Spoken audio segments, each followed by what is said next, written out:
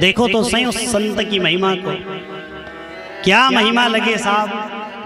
बाबा ने, संत सियाराम बाबा ने कभी भी धन का लालच न किया। कितने समय तक नर्मदा माई के तट पर रह करके तपस्या करी, अखंड रामायण का पाठ किया। और एक बात बड़ी सरल देखी हमने सबसे पहली बार दर्शन बाबा का 2008 में किया था। कोई लालच नहीं, कोई क्रोध नहीं, कोई लेना नहीं, कोई देना नहीं, अपने रामायण के भजन में मगन है, राम नाम का जप करते हैं, माँ रेवा की सेवा करते हैं और खुद भी भजन करते हैं और उन भक्तों से भी करवाते हैं। कोई लेना देना नहीं। आप धनवान हो, आप गरीब हो, आप मंत्री हो, आप सेनापति, उससे कोई लेना देना नहीं। ये देखो भक्ति की सबसे बड़ी आपको आस्था का स्थान दिखाई देगा कि वहां पर कुत्ते भी आकर बैठते थे। आप लोग गए हो, दर्शन किया होगा कि कुत्ता भी सामने आकर के बैठ जाए तो बाबा ने कभी कुत्ते को नहीं भगाया। और जब भोजन करते तो खुद भी भोजन प्रसादी पा लेते और उनको भी खिला देते। और कितनी सरलता चाहिए। वहां हमने जो उनकी सेवा करते थे, ड्रेसिंग करने रोज जाते थे, भैया यहाँ परिचित हैं, पिपलगोन से जाते थे। हमने उनसे पूछा कि बाबा के पाँव में हुआ क्या था। उन्होंने कहा, गुरुजी ऐसे निर्मल सत्य इस धरा पर कभी न तो आएंगे। निमाड़ में एक अनमोल धरोहर रख के गए बाबा कि जब वो स्नान करने जाते थे कई समय तक खड़े रहते थे तो मछलियां आ जाती थी और मछलियां पाँव को खाती थी। लेकिन भक्ति ऐसी देखो कि कभी मछली न कभी नहीं भगाड़ी होगी, मछली भी नहीं भगाई, मछलियों ने पाँव को कुतर दिया। और भक्त लोग ड्रेसिंग करने के लिए जाते थे। और देखो समय कितना उज्जवल आया। मांगशीर का महीना आया, मोक्षदा एकादशी आई,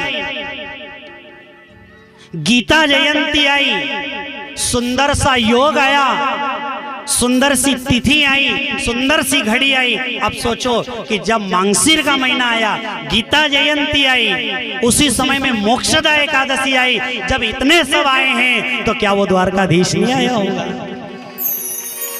वो खुद आया होगा और बाबा को लेकर गया। अभी भी कभी जब जाने का मौका बने, अभी 1 तारीख को बाबा की प्रतिमा का स्थापन है और वहां पर संत श्री नागर जी महाराज की अभी कथा चल रही है।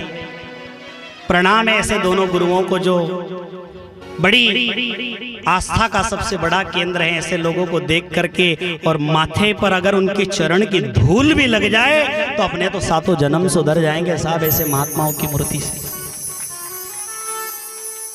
वहां जाओ जिस जगह पर बाबा ने शरीर को त्यागा है, वैकुंठवास किया है, कि जब गीता जी आई, 11 आई, मांगशीर का महीना आया, तो ये बात भी पक्की है कि भगवान भी जरूर आया होगा। तो जब वहां जाओ तो वहां पर उस जगह पर हाथ घुमा लेना एक बार और अपने माथे से लगा लेना कि द्वारकाधीश तो इस महात्मा को लेने के लिए आया, इस संत के लिए इस धरा पर आया। लेकिन मैं इतना भी भाग्यशाली नहीं कि तेरा दर्शन कर पाऊं, पर हाँ तेरा चरण यहाँ शायद रखा होगा। तेरे चरण की धूल, संत के चरण की धूल और भगवंत के चरण की धूल कभी मेरे माथे पर लग जाए तो मेरे जैसा पापी भी तर जाएगा। रे प्रभु, पापी भी तर जाएगा। क्या भक्ति साहब। अपन जाते हैं, अपन केवल मत देख करके आ जाते हैं, कोई दर्शन वर्शन नहीं करते हैं। बाबा के वहां जाओ तो थोड़ी देर ध्यान लगा। क्या जीवन रहा, क्या त्याग रहा, तपस्या रही, क्रोध पहचाना नहीं, जाना नहीं। हम लोग जाते हैं और फोटो खींच करके वापस आ जाते हैं। फोटो खिंचाने से काम नहीं चलेगा। गए, दर्शन भी करके आओ, स्नान भी करके आओ और चरण पकड़ के आना कि बाबा तेरे चरण की रज कभी माथे लग जाए, उद्धार हो जाए, मेरे जीवन से भी क्रोध विदा हो जाए। हम जाते हैं, दर्शन करके आते हैं, लेकिन हमारा स्वभाव जैसा पहले था वैसा का वैसा ही होता है। तो तीर्थ जाने से कोई अर्थ नहीं है। वहां पर जाओ और जाकर दंडवत प्रणाम कर लेना और बाबा से कहना कि बाबा अनमोल धरोहर धर दी इस निमाड़ की धरती पर, क्या खजाना लुटा दिया बाबा ने भक्ति का। ऐसी भक्ति हम निमाड़वासी बड़े धन्य हैं साहब, जहाँ पर संत सिंगाजी महाराज, संत सियाराम बाबा, धुनी वाले दादाजी, संत पूर्णानंद बाबा, बालीपुर वाले बाबा और ऐसे अनेकों अनेक संत इस निमाड़ की धरती पर हुए।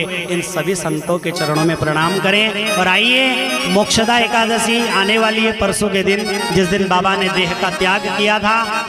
इसी के ऊपर एक सुंदर सा भजन आज ही हमने तैयार खुद भी किया और किसी भाई का सहारा लिया कि आज ऐसा सुंदर सुयोग है। आइए सियाराम बाबा के चरणों में अपनी एक अर्जी लगाएं।